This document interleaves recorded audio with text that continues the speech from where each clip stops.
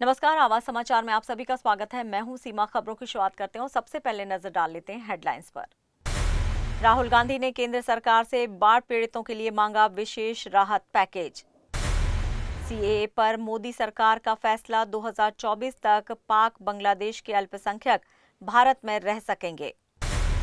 दिल्ली दंगा साजिश केस में हाईकोर्ट का फैसला, उमर खालिद शर्जील की जमानत खारिज। पहाड़ से मैदान तक बाढ़ का तांडव, कश्मीर दिल्ली से पंजाब तक हाहाकार। और ऑपरेशन ब्लैक फॉरेस्ट की सफलता, अमित शाह ने जवानों को किया सम्मानित। और अब खबरें विस्तार से। देश के कई हिस्से इन दिनों भीषण बारिश और बाढ़ की चपेट में हैं, जिससे जनजीवन अस्त व्यस्त हो गया है। जम्मू कश्मीर, उत्तराखंड और हिमाचल प्रदेश में स्थिति सबसे ज्यादा गंभीर बनी हुई है। कांग्रेस नेता और लोकसभा में नेता विपक्ष राहुल गांधी ने केंद्र सरकार से इन राज्यों के लिए विशेष राहत पैकेज की मांग की है। सोशल मीडिया पर साझा एक पोस्ट और वीडियो संदेश में राहुल गांधी ने प्रधानमंत्री नरेंद्र मोदी से तत्काल कदम उठाने का आग्रह किया है। उन्होंने कहा कि हजारों लोग अपने घर और परिवार बचाने के लिए संघर्ष कर रहे हैं। ऐसे में केंद्र सरकार की सक्रिय मदद जरूरी है। उन्होंने खासतौर पर किसानों के लिए राहत पैकेज की मांग की और बचाव कार्यों में तेजी लाने पर जोर दिया। पंजाब में स्थिति बेहद भयावह है, जहां 1988 के बाद की सबसे भयानक बाढ़ देखी जा रही है। सतलुज, ब्यास और रावी नदियों के उफान पर आने से 12 जिले बुरी तरह से प्रभावित हैं, जहां अब तक 29 लोगों की मौत हो चुकी है और 2.56 लाख से अधिक लोग प्रभावित हैं। उत्तराखंड और जम्मू कश्मीर में बादल फटने की घटनाओं और लगातार बारिश ने तबाही मचा दी है। हिमाचल प्रदेश में भूस्खलन और अचानक आई बाढ़ के कारण 2 महिलाओं की मौत हुई, जबकि राज्य में 1000 से ज्यादा सड़कें बंद हो चुकी हैं। कई जिलों में रेड अलर्ट जारी है। मैदानी इलाकों में भी बाढ़ जैसे हालात हैं, जिससे यातायात ठप हो गया है और स्कूल बंद करने पड़े हैं। बिहार की राजनीति इस वक्त एक बार फिर से गर्मा गई है। दरभंगा में कांग्रेस के मंच से प्रधानमंत्री नरेंद्र मोदी और उनकी दिवंगत मां के खिलाफ अपशब्द बोले जाने के बाद मामला तूल पकड़ चुका है। प्रधानमंत्री मोदी ने इस पर पहली बार प्रतिक्रिया देते हुए कहा है कि उनकी मां का राजनीति से कोई लेना देना नहीं था, फिर क्यों उन्हें निशाना बनाया गया। पीएम का ये बयान भावुक कर देने वाला रहा और उन्होंने लोगों से अपील की कि हर मां बहन विपक्ष से इसका जवाब मांगे। इसी बीच अब राजद सुप्रीमो लालू प्रसाद यादव भी बेटी रोहिणी आचार्य का भी बयान सामने आया है। उन्होंने कहा कि प्रधानमंत्री जी ठीक कह रहे हैं कि किसी की मां को गाली नहीं देनी चाहिए, लेकिन नसीहत देने से पहले वो और उनकी पार्टी अपने गिरेबां में भी झांके। रोहिणी ने बीजेपी और एनडीए नेताओं पर भी निशाना साधते हुए कहा कि लोकसभा चुनाव के दौरान उनके खिलाफ अमर्यादित शब्द बोले गए थे, तब प्रधानमंत्री और बीजेपी क्यों खामोश रहे। रोहिणी ने यह भी याद दिलाया कि सोनिया गांधी जैसी नेताओं के खिलाफ भी कई बार अपशब्द बोले गए हैं, लेकिन उस वक्त कोई जवाबदेही तय नहीं की गई। अब इस विवाद के चलते बिहार का सियासी पारा और चढ़ गया है। एनडीए ने 4 सितंबर को बिहार बंद का ऐलान किया है, जबकि विपक्षी दल भी अब पूरी ताकत से पलटवार कर रहे हैं। मां के अपमान से उपजा ये विवाद अब चुनावी अखाड़े का बड़ा मुद्दा बनता जा रहा है। ये ऐलान सिर्फ कानून की किताबों तक सीमित नहीं है, बल्कि उन लाखों आंखों के आंसू पोंछने वाला है जो सालों से डर और असुरक्षा में जी रहे हैं।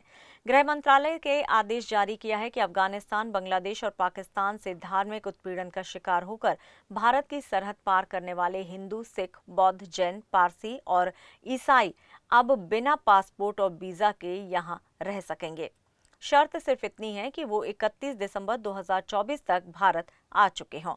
सोचिए, पाकिस्तान की गलियों से भागकर आई वो बेटी जिसने सिर्फ सुरक्षित सांस लेने के लिए अपना वतन छोड़ा, या वो बूढ़ी माँ जिसने अपने बेटे की जान बचाने के लिए हर रिश्तेदार, हर जमीन जायदाद पीछे छोड़ दी।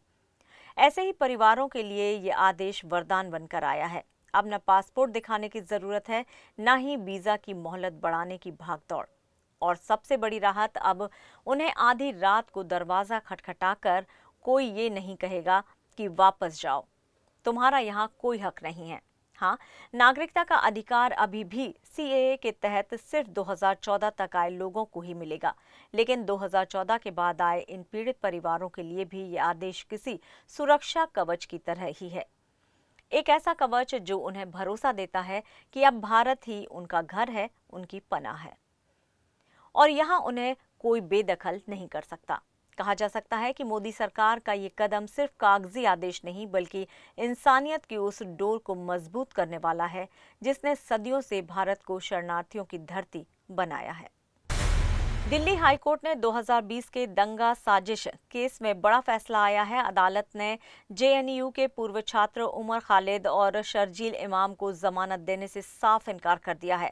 कोर्ट ने कहा है कि दोनों की भूमिका प्रथम दृष्टया गंभीर है और अभियोजन पक्ष के आरोपों को नजरअंदाज नहीं किया जा सकता। जस्टिस नवीन चावला और शैलेंद्र कौर की बेंच ने टिप्पणी की है कि ये मामला देश की सुरक्षा और साख से जुड़ा है। दोनों आरोपियों पर देश की छवि गिराने और लोगों को गुमराह करने की साजिश का आरोप है। अदालत ने माना कि इस तरह के मामले में गहन सुनवाई की जरूरत होती है और निचली अदालत में केस अपनी स्वाभाविक गति से चल रहा है, इसे देरी नहीं कहा जा सकता। कोर्ट ने यह भी कहा है कि अपीलकर्ताओं के भड़काऊ भाषणों और कथित साजिशों के संकेतों को हल्के में नहीं लिया जा सकता है। यहाँ तक कि दंगों के दौरान उनकी गैरमौजूदगी भी उनकी भूमिका को कम नहीं कर देती। अदालत ने साफ किया है कि शांतिपूर्ण प्रदर्शन और भाषण देना संविधान के तहत अधिकार है, लेकिन जब ये हिंसा और साजिश से जुड़ जाए तो गंभीर अपराध बन जाता है। उत्तर भारत इन दिनों मूसलाधार बारिश और बाढ़ की चपेट में है। दिल्ली में यमुना नदी 207 मीटर तक बह रही है, जो खतरे के निशान से ऊपर है। लोहे का पुल बंद कर दिया गया है। निचले इलाकों यमुना बाजार, तिब्बती बाजार और मोनेस्ट्री मार्केट पानी में डूब गए हैं। हालात बिगड़ने पर 10,000 से ज्यादा लोगों को रेस्क्यू कर सुरक्षित जगहों पर भेजा गया है। सभी स्कूलों को बंद करने का आदेश भी जारी कर दिया गया है। पंजाब में 23 जिलों में हालात बेकाबू हैं। 1200 से ज्यादा गांव पानी में डूब चुके हैं। अब तक 30 लोगों की मौत हो चुकी है और 3 लोग लापता हैं। सरकार ने सभी स्कूल कॉलेजों को 7 सितंबर तक बंद कर दिया है। हरियाणा भी इससे अछूता नहीं रहा है। आपको बता दें कि झज्जर, हिसार, यमुनानगर और अंबाला के सैकड़ों घरों में 3 से 5 फीट तक पानी भर चुका है। हथनीकुंड बैराज से लगातार पानी छोड़े जाने की वजह से हालात और बिगड़ते जा रहे हैं। पौष इलाकों से लेकर शहर के सबसे बड़े सरकारी अस्पताल एसएमएस तक पानी में डूब गया है। कोटा में रेलवे ट्रैक पर लैंडस्लाइड से ट्रेनें प्रभावित हुई हैं। उधर हिमाचल प्रदेश में 1300 से ज्यादा सड़कें बंद हो चुकी हैं। पिछले 24 घंटे में 11 लोगों की जान भी जा चुकी है और मंडी कुल्लू में भूस्खलन से कई घर तबाह हो गए हैं। उत्तर प्रदेश की बात करें तो उत्तर प्रदेश के आगरा में यमुना का पानी ताजमहल की बाउंड्री तक पहुंच चुका है। घाट और शमशान घाट डूब गए हैं। वहीं नोएडा और मथुरा में भी सैकड़ों परिवार प्रभावित हुए हैं। मध्य प्रदेश में इस मॉनसून सीजन में सामान्य से ज्यादा बारिश हो चुकी है। कुल मिलाकर दिल्ली से लेकर अगर बात की जाए तो पंजाब, हरियाणा, राजस्थान, हिमाचल प्रदेश और यूपी तक हालात बेहद गंभीर हैं। राहत और बचाव टीमें लगातार काम कर रही हैं, लेकिन आसमान से बरसते पानी ने आम लोगों की मुश्किलें कई गुना बढ़ा दी हैं।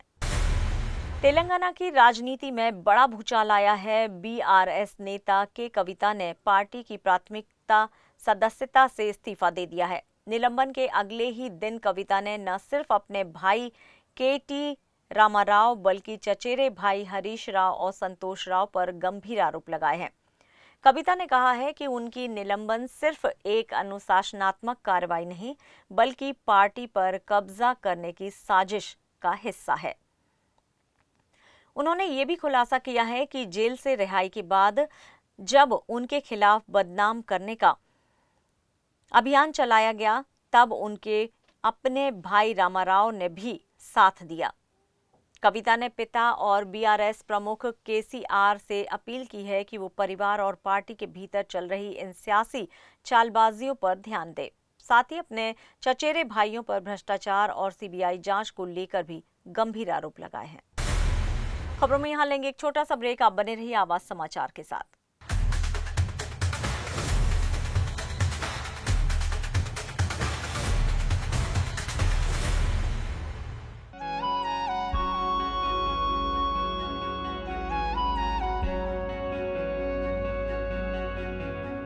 आवाज इंडिया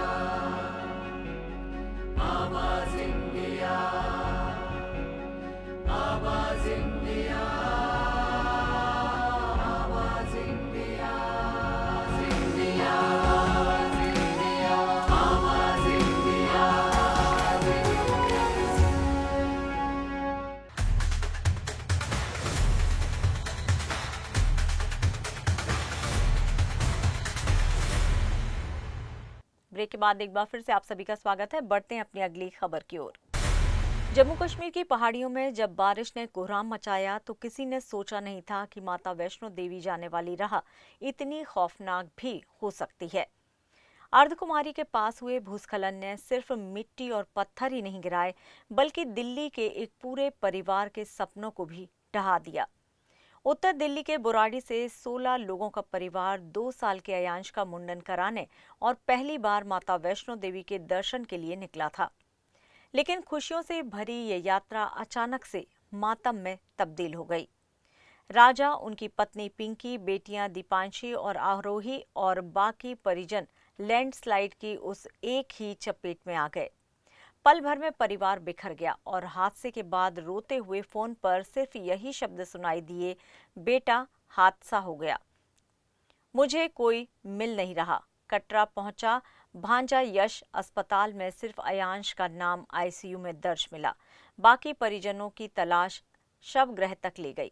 किसी को लंबे बालों से पहचानना पड़ा तो किसी को अजीब सी उंगलियों से।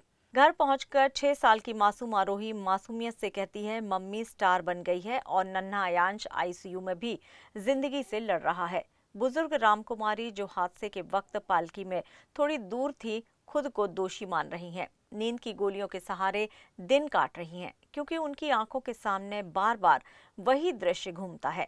घर के बाहर खड़ा है नया ई रिक्शा, जिसे अजय ने हाल ही में लोन पर खरीदा था। परिवार कहता है कि अब अगली मुश्किल आर्थिक मोर्चे पर सामने है। इस हादसे ने एक बार फिर खड़े किए हैं बड़े सवाल। क्यों हर साल तीर्थ यात्रा पर जाने वाले हजारों श्रद्धालु भूस्खलन और फ्लैश फ्लड के डर में जीते हैं? क्या सुरक्षा इंतजाम वाकई इतने पुख्ता हैं कि श्रद्धालुओं की जान बच सके, या फिर हर बार कोई नया हादसा और फिर वही पुराना सवाल, कब तक? केंद्रीय गृह मंत्री अमित शाह ने नई दिल्ली में ऑपरेशन ब्लैक फॉरेस्ट सफलतापूर्वक अंजाम देने वाले सीआरपीएफ, छत्तीसगढ़ पुलिस, डीआरजी और कोबरा के जवानों से मुलाकात कर उन्हें सम्मानित किया। शाह ने कहा कि ये अभियान नक्सल विरोधी अभियानों के इतिहास में एक स्वर्णिम अध्याय के रूप में दर्ज होगा।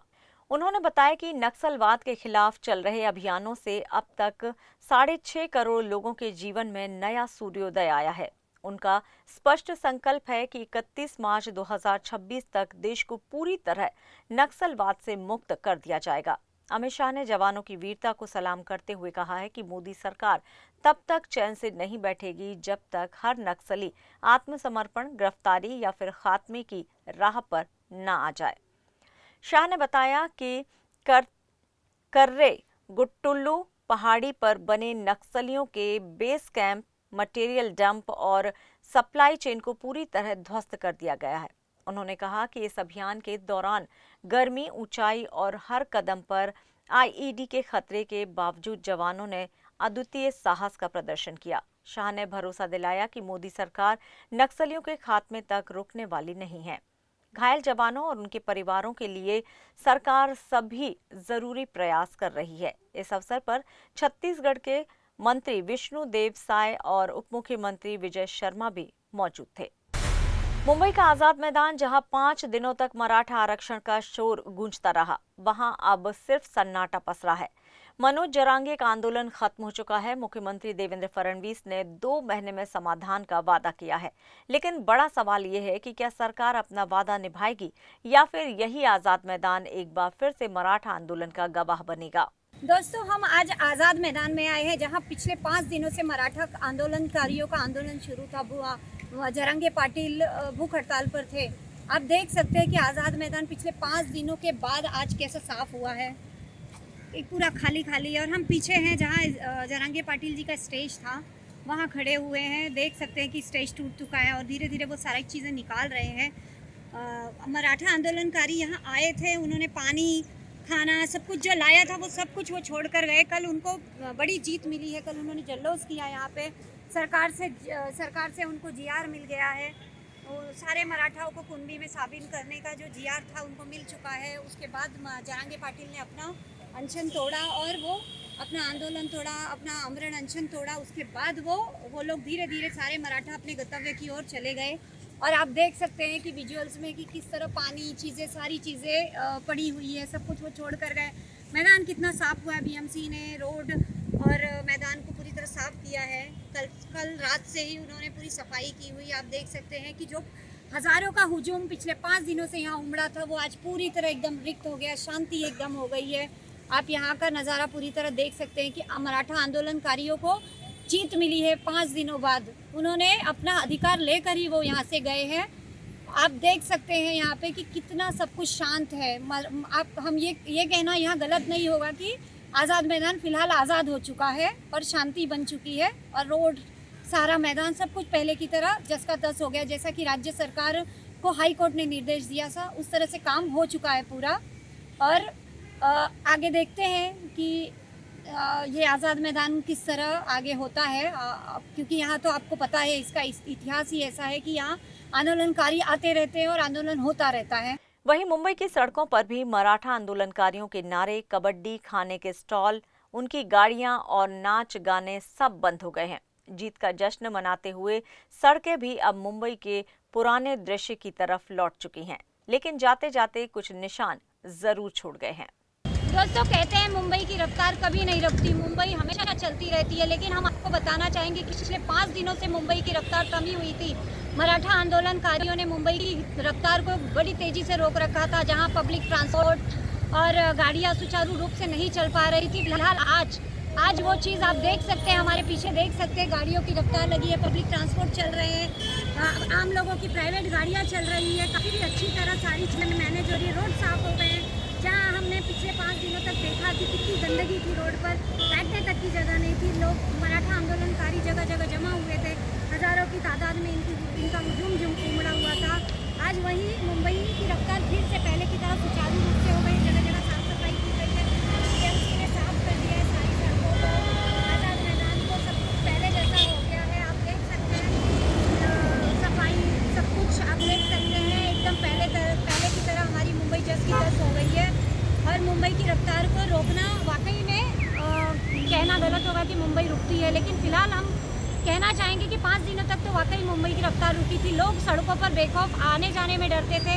अब आप देख सकते हैं कि सड़कों पर लोग बेखौफ आ जा रहे हैं। सारी चीज़ें पहले की तरह हो गई है। कल मराठा आंदोलन का बहुत बड़ा निर्णय हुआ। जरांगे पाटिल ने अपना अनशन तोड़ा और मराठा आंदोलनकारियों से आग्रह किया कि आप जाइए अपने गंतव्य की ओर।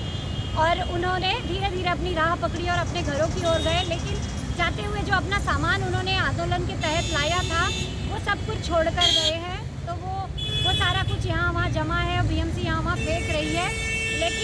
लेकिन अच्छी बात यह है कि मराठा आंदोलनकारियों को उनका अधिकार मिल गया है। उनको सरकार द्वारा सब कुछ जो उनकी मांगे थी वो पूरी हो गई है। उसी खुशी में उन्होंने कल यहाँ पर जल्लोष किया, नाच गाकर अपनी खुशी को जाहिर किया और वो अपने गंतव्य की ओर चले गए। आज यहाँ एक भी मराठा आंदोलनकारी बिल्कुल दिख नहीं रहा है। आम पब्लिक बेखौफ रास्तों पर, सड़कों पर घूम रही है और पहले की तरह मुंबई जस की तस हो गई है। मुंबई का कुख्यात नाम और कभी अंडरवर्ल्ड का बड़ा चेहरा रहे अरुण गौली आखिरकार 17 साल बाद जेल से बाहर आ गए हैं। शिवसेना के कॉर्पोरेटर कमलाकर सांडेकर की हत्या के मामले में 2012 में गौली को उम्र कैद की सजा सुनाई गई थी। बॉम्बे हाई कोर्ट ने भी इस सजा को बरकरार रखा था, लेकिन अब सुप्रीम कोर्ट ने जमानत मिलने के बाद गौली की रिहाई हो गई है। नागपुर सेंट्रल जेल से बाहर आते ही गौली का परिवार और समर्थक उनके स्वागत में उमड़ पड़े। फूलमालाओं और नारों के बीच गौली का कारवां जेल से बाहर निकला।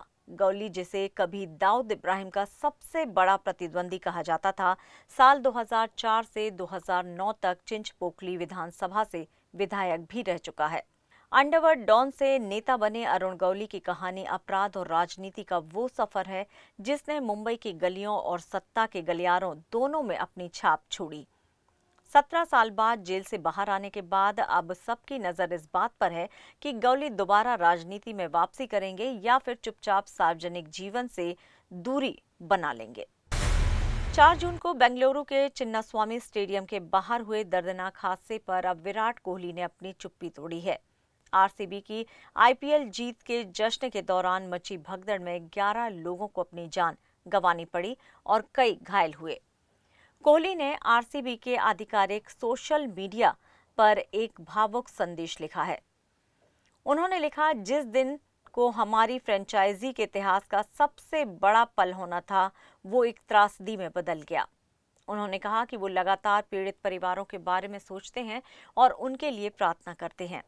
विराट ने ये भी जोड़ा कि आपका नुकसान अब हमारी कहानी का हिस्सा है। हम आगे बढ़ेंगे, लेकिन जिम्मेदारी के साथ।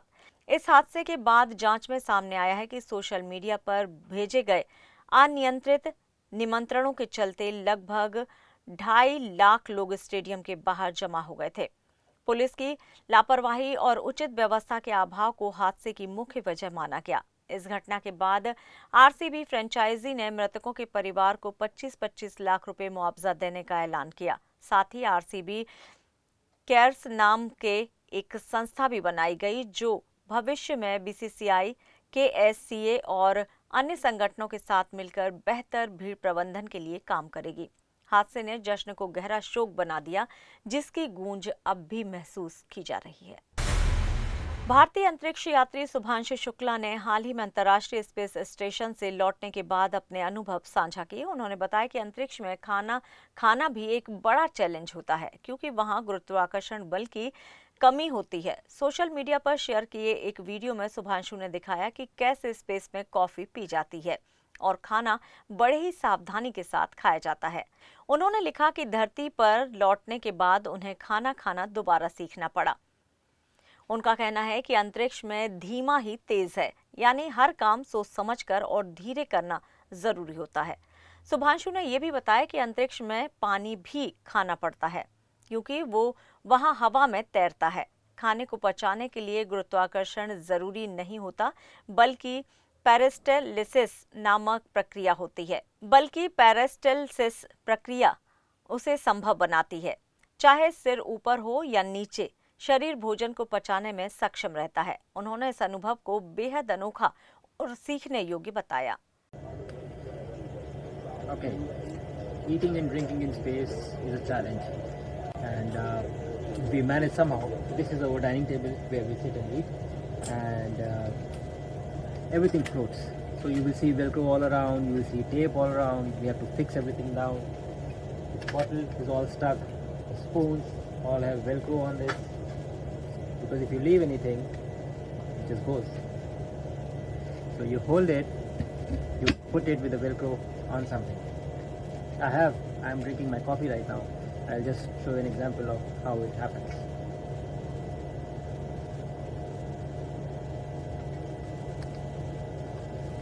Look at that. You can even eat water in space.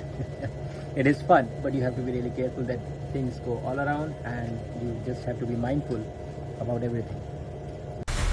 और फिलहाल आवाज समाचार में इतना ही, लेकिन आप देखते रहिए आवाज इंडिया। नमस्कार।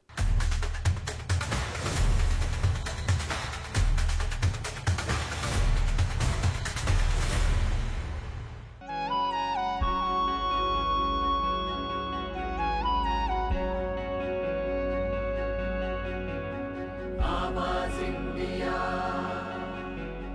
आवाज इंडिया, आवाज इंडिया।